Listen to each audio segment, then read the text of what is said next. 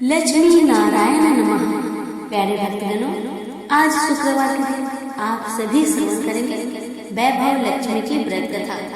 लाखों की जनसंख्या को अपने में समेटे कुशीनगर एक महानगर था। जैसे कि अन्य महानगरों की जीवनचर्या होती है, वैसा ही कुछ जहाँ भी था। यानी बुराई अधिक और अच्छाई कम था, पाप अधिक पुण्य कम था। इसी कुशीनगर में हरिवंश नामक एक सद्गृहस्थ अपनी पत्नी दामिनी के साथ सुखी संपन्न जीवन गुजार रहा था। दोनों ही बड़े नेक संतोषी स्वभाव के थे। धार्मिक कार्य अनुष्ठानों में उनकी अपार श्रद्धा थी। दुनियादारी से उनका कोई विशेष लेना देना नहीं था। अपने में मग्न गृहस्थ की गाड़ी में खींचे चले जा रहे थे। इसीलिए ठीक ही कहा, संकट और अतिथि के आने के लिए कोई समय निर्धारित नहीं होता। कुछ ऐसा ही हुआ दामिनी के साथ। जब उसका पति हरिवंश जाने कैसे बूढ़े लोगों की संगत में फंस गया, तो घर गृहस्थी से उसका मन उचट देर रात शराब पीकर घर आया और गाली गलौज तक मारपीट करना उसका नित्य का नियम सा बन गया था। जुए रट्टे रेस तथा वैसे गामन जैसे बुरे कर्म उस संगति की बदौलत उसके पल्ले पड़े। धन कमाने की तीव्र लालसा हरिवंश की बुद्धि हर और उसको अच्छे बुरे का भी ज्ञान न रहा। घर में जो कुछ भी था सब उसके दुर्शनों की भेंट चढ़ गया। जो लोग पहले उसका सम्मान करते थे, अब उसे देखते ही रास्ता बदलने लगे। भुखमरी की हालत में भिखमंगों के समान उनकी स्थिति हो गई थी। लेकिन दामिनी बेहद संयमी और आस्थावान थी तथा संस्कारी स्त्री थी। ईश्वर पर उसे अटल विश्वास था। जानती थी कि यह सब कर्मों का दुख के बाद सुख तो एक दिन आना है। इस आस्था को मन में वह ईश्वर भक्ति में लीन रही और प्रार्थना करती थी उसके दुख शीघ्र दूर हो जाए। समय का चक्र अपनी रफ्तार से चलता रहा। अचानक एक दिन दोपहर के समय द्वार पर हुई दस्तक की आवाज सुनकर दामिनी की तंद्रा भंग हुई।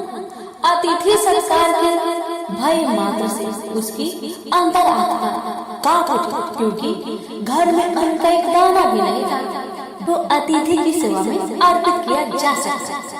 फिर भी संस्कारों की ऐसी परवलता थी कि उसका मन अतिथि सत्कार को उद्धत हो उठा।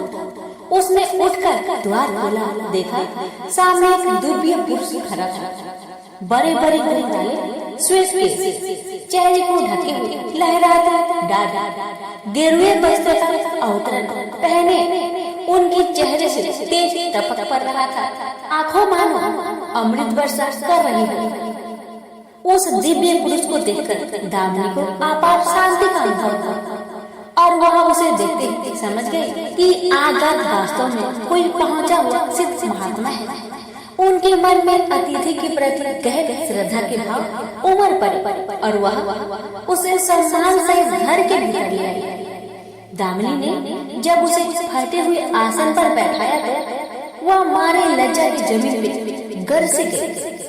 उधर वह पुरुष दामिनी की ओर एकटक निहारे जा रहे थे। घर में जो कुछ बचा खुचा था दामिनी ने अतिथि सेवा में अर्पित कर दिया, पर उसने इस पर कोई ध्यान नहीं दिया। वह तो बस दामिनी को यूं ही निहारे जा रहे थे, मानो उसे कुछ याद दिलाने की चेष्टा कर रहे थे। जब काफी देर तक दामिनी कुछ न बोली तो उन्होंने कहा, बेटी मुझे पहचाना नहीं क्या? उसका यह प्रश्न सुनकर दामिनी जैसे सोते से जागी और अंत सकुचाते मृदुल स्वर में बोली, महाराज मेरी धृष्टा को क्षमा करें। तो आप जैसे दिव्य पुरुष को मैं पहचान कर नहीं पहचान पा रही हूँ। पारिवारिक कष्टों ने तो जैसे कि मेरी सोचने समझने की शक्ति छीन लिया है, लेकिन यह निश्चित है कि संकट के इस घड़ी में मुझे आप जैसे साधु पुरुष की सहारा है। तभी जैसे दामिनी को कुछ याद आया, वह उस साधु के चरणों में गिरकर बोल उठी, अब मैं आपको पहचान गई हूँ महाराज। स्नेहारूपी अमृत की वर्षा करने वाले अपने शुभ चिंतक को कोई कैसे भूल सकता है भला? वास्तव में वह साधु मंदिर की राह के मध्य में बनी अपनी कुटिया के बाहर बट वृक्ष के नीचे बैठ साधना किया करते थे और मंदिर आने जाने वालों सभी श्रद्धालुओं से प्रणाम करके स्वयं को कृतार्थ अनुभव करते थे। दामिनी भी उनमें से एक थी। जब पिछले काफी दिनों से उसने उसे मंदिर की ओर आते जाते नहीं देखा तो उसकी कुशल क्षेम जानने के लिए पूछताछ करते हुए उसके घर की ओर आ निकले। मैंने अभी अपनी सोच में ही डूबी हुई थी कि साधु महाराज ने मौन भंग किया। क्या कारण है पुत्री, तू आजकल मंदिर आते जाते दिखाई नहीं पड़ती? जी क्या कष्ट है बता, शायद मैं तेरी कुछ सहायता कर सकूं। व्यक्तिगत दुखों के बोझ तले दबा हो तो ऐसे में सहानुभूति के दो काफी बोल काफी होते हैं। दामिनी भी खुद पर संयम नहीं रख पाई और बिखर कर रोने लगी। तभी वह साधु वत्सल पूर्वक स्वर में बोली, मन छोटा करने की समस्या हल नहीं होती। सुख दुख तो एक गाड़ी के दो पहियों के समान है। इनका आना जाना तो जिंदगी भर लगा ही रहता है। अपना दुख किसी को बता देने से मन हल्का हो जाता है। कुछ देर चुप रहने के बाद दामिनी ने बोलना शुरू किया। महाराज, सर्व सुखों से भरपूर था मेरा घर। कण कण में खुशियों का नृत्य होता था। पति भी नेक और ईमानदार था। सदा जीवन उच्च विचार की आधारशिला पर टिकी हुई थी। हमारी गृहस्थी रुपए पैसे की कोई कमी नहीं थी। सुबह शाम घर में ईश्वर वंदना होती थी। लेकिन अचानक न जाने किसकी नजर लगी। हमारा भाग्य हमसे उठ सा गया। मेरे पति कुसंगति में फंसकर अपना सब कुछ गवा बैठे। अब तो ऐसा लगता है जैसे साथ छोड़कर जाने को तैयार बैठा है। भिखारियों से भी बदतर स्थिति हो गई है हमारी। दामिनी की करुण व्यथा सुनकर साधु का हृदय हाहाकार कर उठा। वह द्रवित स्वर में बोल उठे, बेटी, कर्म का लेखा तो भोगना ही पड़ता है। तुम्हारे कष्टों का भी कर्मों से नाता है। लेकिन तुम चिंता न करो, सब कुछ पहले जैसा हो जाएगा। दुख के बाद सुख आता है। दुख सहे भी सुख की सच्ची अनुभूति हो ही नहीं सकती। तुम माँ लक्ष्मी के प्रति श्रद्धा जारी रखो। सबका उद्धार करने वाले प्रेम में छलकता साजा है माँ लक्ष्मी। अपने भक्तों पर सदैव उनकी कृपा दृष्टि रहेगी। तुम संपूर्ण आस्था के साथ माँ वैभव लक्ष्मी का व्रत करना शुरू करो। तुम्हारी साधना अवश्य रंग लाएगी। दामिनी एक संस्कारी स्त्री थी। धर्म कर्म में उसकी आघात आता था।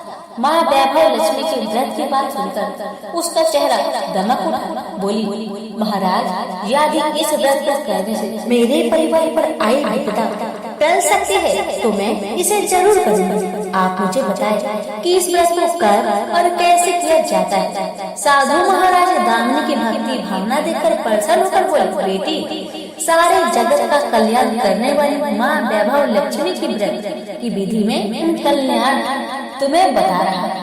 प्रत्येक शुक्रवार को यह व्रत किया जाता है। सर्वप्रथम जितने शुक्रवार को यह व्रत करना हो उसका संकल्प लेकर माँ वैभव लक्ष्मी को मन ही मन प्रणाम करें। स्नान आदि से निवृत्त होकर स्वच्छ धवल वस्त्र पहनकर पूर्व दिशा की ओर मुख करके आसन पर बैठे।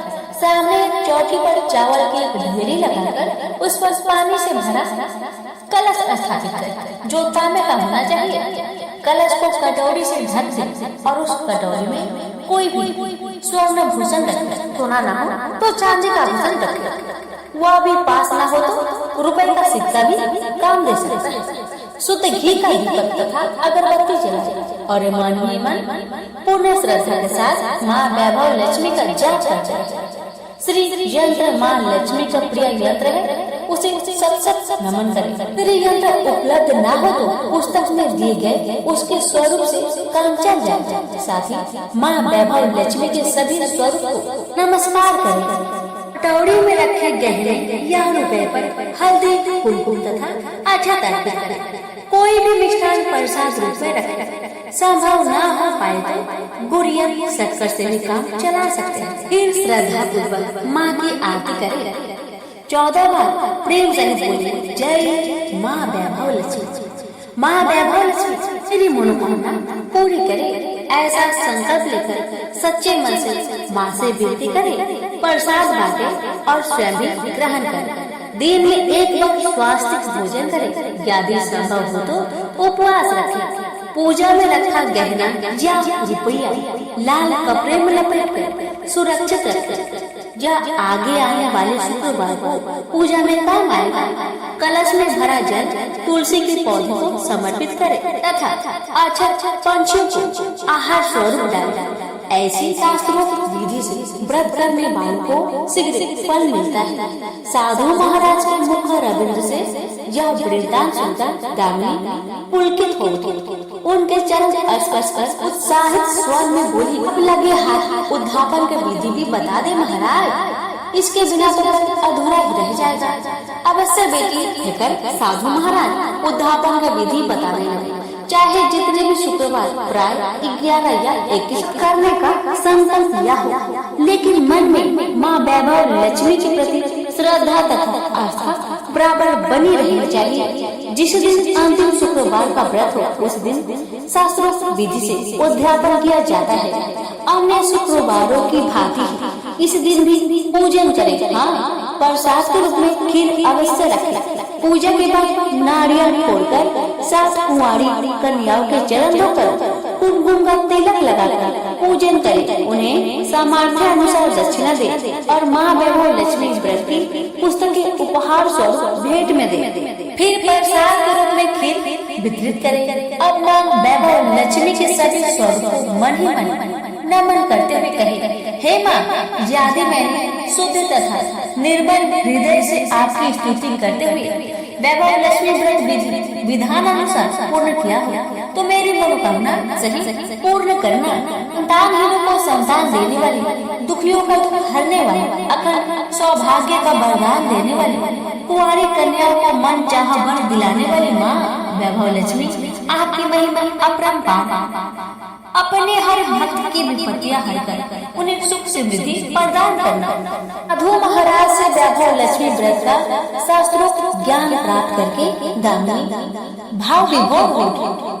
उसे अपने भीतर एक अनोखे तथा अस्मित आत्मबल का संचार होता महसूस हुआ। उसने भी माँ वैभव लक्ष्मी के 21 व्रत आते शुक्रवार से शुरू करने का संकल्प लेकर साधु महाराज को आदर से विदा किया और मन ही मन माँ वैभव लक्ष्मी का स्तुति गान करने लगे। 2 दिन बाद ही शुक्रवार आ गया। उससे पहली रात दुखों की मारी दामिनी ठीक से सो भी नहीं सकी। माँ वैभव लक्ष्मी की व्रत करने से उसकी समस्याओं का अंत हो जाएगा, यह सोचकर वह मुख अंधेरे उठ बैठे। स्नान आदि कर स्वच्छ वस्त्र धारण किए। आसन पर पूर्व दिशा की ओर मुख करके दामिनी ने अपने सम्मुख रखी चौकी पर चावल की छोटी सी ढेरी बनाकर उस पर तांबे का कलश रखा। लेकिन जब स्वर्णाभूषण रखने की बात आई तो धर्म संकट में पड़ गई। सारे गहने पति के दुर्जनों की भेंट चढ़ चुके थे। विवाहित स्त्री थी तो मंगलसूत्र भी उतार कर नहीं रख सकती थी और कोई गहना था ही नहीं। तभी उसे उस नन्ही पायलों का स्मरण आया जो उसने अपने आने वाली संतान के लिए बनवा कर रखे थे और अपने पति की निगाहों से भी बचा कर रखे थे। उसने झटपट वह पायल निकाली और गंगा जल से धोकर उसे शुद्ध करके कलश पर रखा। कटोरी में डाल दिया। डिब्बे के तली से बची कुची शक्कर निकालकर उसे प्रसाद के रूप में रखा और विधि अनुसार व्रत किया। सर्वप्रथम उसने अपने पति को प्रसाद दिया। आने वाला पूरा सप्ताह बड़ी ही हंसी खुशी से बीता। बात बात पर झल्ला उठने वाला उसका पति अपेक्षाकृत शांत तथा संयम रहा। कोई मारपीट तथा कलेश घर में नहीं हुआ। इसे दामिनी ने माँ वैभव लक्ष्मी का चमत्कार समझा और मन ही मन उन्हें प्रणाम किया। वैभव लक्ष्मी के प्रति उसकी आस्था और भी बलवती हो गई। प्रकार स्रोत विधि से दामिनी ने 20 शुक्रवार के व्रत पूरे कर लिए। इस बीच कई परिवर्तन हुए थे। उसका पति कुसंगति छोड़कर सीधे राह पर आ गया और उसका कामकाज भी जमने लगा था। घर में यादें किसी चीज की बहुतायत नहीं थी तो कमी भी नहीं रही। यह सब माँ वैभव लक्ष्मी के चमत्कारों और दामिनी की आस्था का विश्वास का परिणाम था। 21वें शुक्रवार को व्रत का उद्यापन करना था। साधु महाराज के वचन अब भी मानो दामिनी के कानों में गूंज रहे थे। उनकी बताई विधि के अनुसार ही दामिनी ने शास्त्रोक्त विधि से उद्यापन किया। 7 कुंवारी कन्याओं को भोजन कराकर दक्षिणा दी। आसपास की सौभाग्यवती स्त्रियों में प्रसाद तथा वैभव लक्ष्मी व्रत कथा की पुस्तकें वितरित की। माँ वैभव लक्ष्मी के हर स्वरूप प्रणाम किया और कहा, आपकी महिमा निराली है माँ, आपने मेरे सारे दुख हर लिए, मेरी सभी मनोकामनाएं पूर्ण कर दी माँ।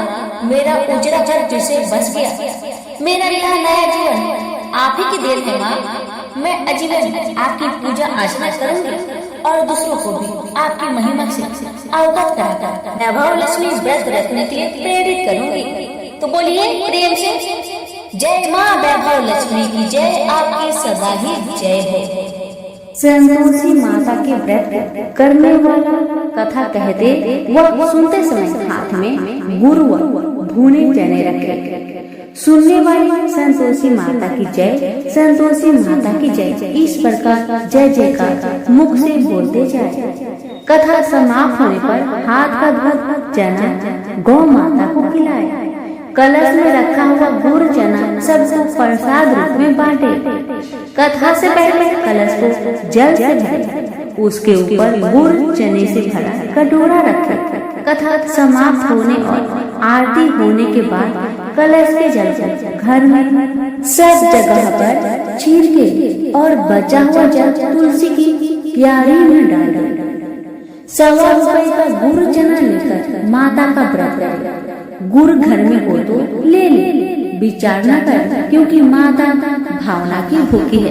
कम ज्यादा का कोई विचार नहीं चाहिए। इतना भी आपसे बन पड़े अर्पण करे। श्रद्धा और प्रेम से प्रसन्न मन व्रत करना चाहिए। व्रत के उद्यापन में 2.5 से खाजा, मोमन, दाल, पूरी, खीर, चने का साग नैवेद्य रखे। घी का दीपक जला संतोषी माता की जय जयकार बोले। नारियल फोड़े। इस दिन घर में कोई खटाई न खाए और न किसी को खाने को दे। इस दिन 8 लड़कों को भोजन कराए। देवर जेठ के लड़के मिलते हो तो दूसरों को न बुलाए। कुटुंब में न मिले तो ब्राह्मण के रिश्तेदारों के या फिर पड़ोसियों के लड़के को बुलाए। उन्हें खटाई की कोई वस्तु न तथा भोजन कराकर यथाशक्ति दक्षिणा दे। नगद पैसे न दे, कोई वस्तु दक्षिणा में दे। व्रत करने वाला कथा सुन प्रसाद एक समय भोजन करे। इस तरह से माता प्रसन्न होगी और दुख दरिद्रता दूर होकर मनोकामना पूरी होगी।